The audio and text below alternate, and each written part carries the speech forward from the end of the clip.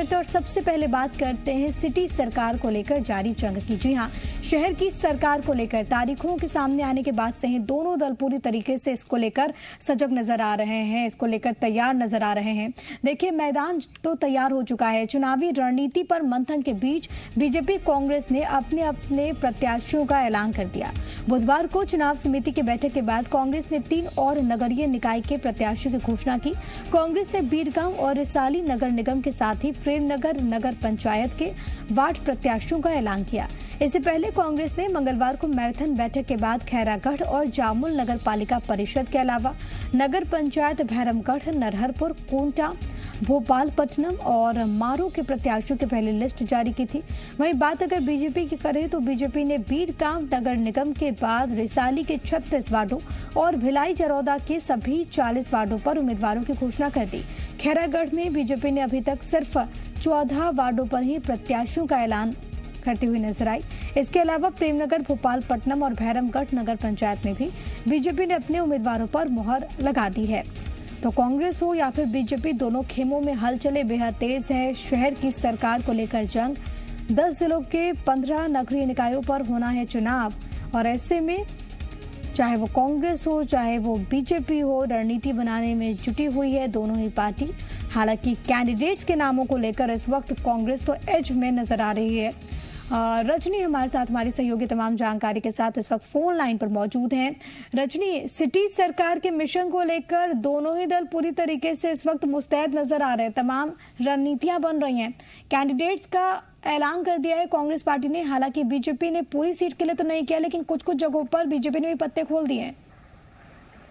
जी बिल्कुल, दोनों ही पार्टियां चुनावी मोड में आ चुकी हैं और लगातार बैठकें हो रही हैं, नामों पर मंथन हो रहा है और अब ज्यादातर जो नाम है वो घोषित कर दिए गए हैं। कांग्रेस की अगर हम बात करें तो भिलाई, रिसाली जैसी सीटों पर भी कांग्रेस ने अपने प्रत्याशियों के नामों का ऐलान कर दिया है। बीजेपी भी आज या कल तक अपने प्रत्याशियों के नाम का ऐलान कर देगी। तो दोनों ही पार्टियां चुनावी मोड में नजर आ रही हैं, नामांकन भरा जा रहा है और यही वजह है कि लगातार बैठकें लेकर तमाम नामों की घोषणा है वो की जा रही है। रजनी, ये भी बताइएगा कि जिन चेहरों को मौका दिया गया है, जिन चेहरों को चयन किया गया है दोनों ही खेमों में, क्या फॉर्मूला समझ में आ रहा है, क्या समीकरण साधे गए हैं नामों के जरिए? जी देखिए, इस बार जो चुनाव होंगे उसमें महापौर चुने जाने की प्रक्रिया बदली हुई प्रक्रिया होगी, क्योंकि पिछले निकाय चुनाव से ही ये व्यवस्था बनी है कि पार्षदों में से ही पार्षद मिलकर महापौर का चुनाव करेंगे।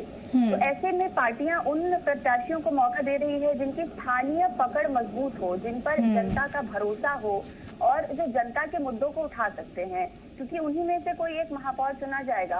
और दोनों ही पार्टियों की शाख का भी सवाल है, क्योंकि निकाय चुनाव कहीं ना कहीं आने वाले विधानसभा चुनाव से भी जुड़ा हुआ है, वहां भी तस्वीरें साफ होंगी।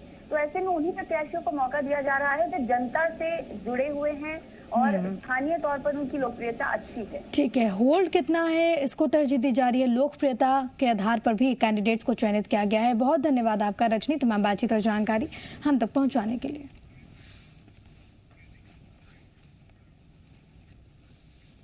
वहीं राजनांदगांव के खैरागढ़ नगर पालिका चुनाव के लिए बीजेपी कांग्रेस ने अपने अपने प्रत्याशियों की घोषणा कर दी है। कांग्रेस ने सभी 20 वार्डों पर अपने प्रत्याशी उतार दिए, तो वहीं बीजेपी ने अभी सिर्फ 14 वार्डों पर ही प्रत्याशियों का ऐलान किया है।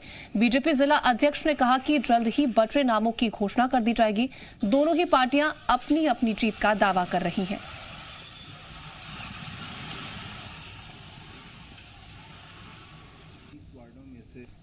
20 वार्डों में से 14 वार्डों की घोषणा हम लोगों ने कर दिया है और जो स्थानीय समिति से या जिला समिति में चर्चा के बाद ही इस नाम को घोषणा किया है। और अभी तक इन सभी वार्डों में ऐसा कोई विषय नहीं आया है।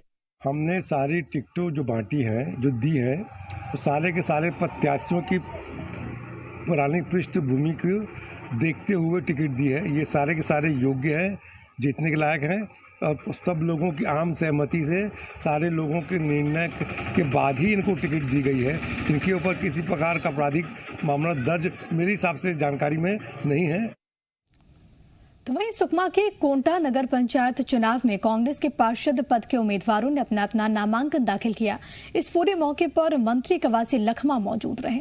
मणिकेश्वर मंदिर में दर्शन करने के बाद मंत्री कवासी लखमा के साथ प्रत्याशी और कार्यकर्ता शक्ति प्रदर्शन करते हुए एसडीएम ऑफिस पहुंचे।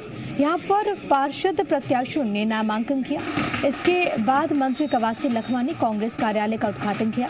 अपने संबोधन से कार्यकर्ताओं में जोश भरा। मीडिया से बात करते हुए कवासी लखमा ने कहा कि 2.5 साल के विकास कार्यों के दम पर चुनाव जीतेंगे। पूरा छत्तीसगढ़ प्रदेश में 15 जगह चुनाव होना है। हमारा बस्तर में कोंटा,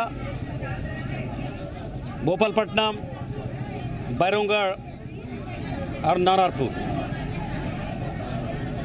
आज 20 तारीख को वोट डालना है। आज हम लोग पूरा 15 वार्ड का फॉर्म जमा कर दिया है कि आने वाला चुनाव कोंटा नगर पंचायत में 15 के 15 वार्ड जीतेंगे।